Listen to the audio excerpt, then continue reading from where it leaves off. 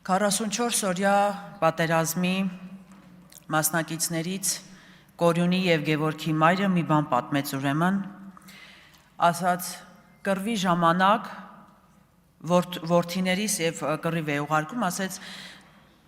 դրոշը դրեցի ձեռքներին, ասացի կգնաք ու հաղթանակած կվերադառնաք,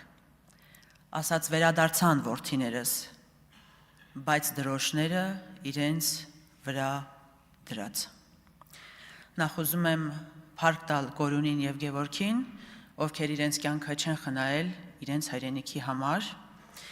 և ուզում եմ ասել, որ 44 օրյա պատերազմից տևական ժամանակ է անցել, բայց հայկական օջախներում շարունակում է մարվել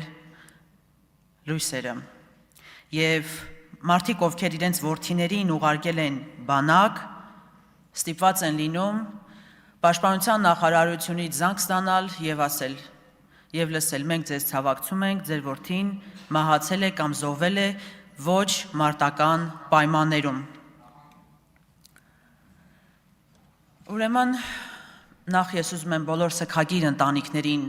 ցավակցել և ասել, որ Նիկոլ Փաշինյանը օրերս այստեղից հայտարարում էր, որ հիմա խաղաղություն է և զինվորները մտածում են, որ հակառակորդից չկա կրակոց, քնում են, ինչ-որ թեմաներ է լինում և այլն։ Բայց ես ուզում եմ ասել, որ ձեր ղեկավարության օրոք 2018-ից սկսած մինչև օգոստոսի 8-ը, պարոն Հարությունյան, եղել են նաև մինչև այդ զոհեր, և օրինակ Հելսինկյանին հղում տամ,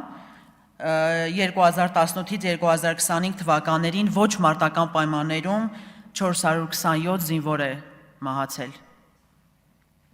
Էլ չխոսենք 2026-ի մասին, որ միայն օգոստոսին 4 դեպք է գրանցվել և ընդհանուր 2026-ին 33 դեպք։ Ես կրկնում եմ, ցավակցում եմ սգագիր ընտանիքներին և ուզում եմ ոչ թե մենք այս ամբիոնից ամեն անգամ գանք կանգնենք, ասենք կա խնդիր և այդ խնդիրը այդպես մնա, ես ուզում եմ, որ մենք բոլորս ի վերջո այդ խնդրին լուծում տանք և հայ ժողովրդին և այն մարդկանց, ովքեր իրենց որդիներին բանակ են ուղարկում, հասկանան ինչ է կատարվում այդ մահերը կանխելու համար։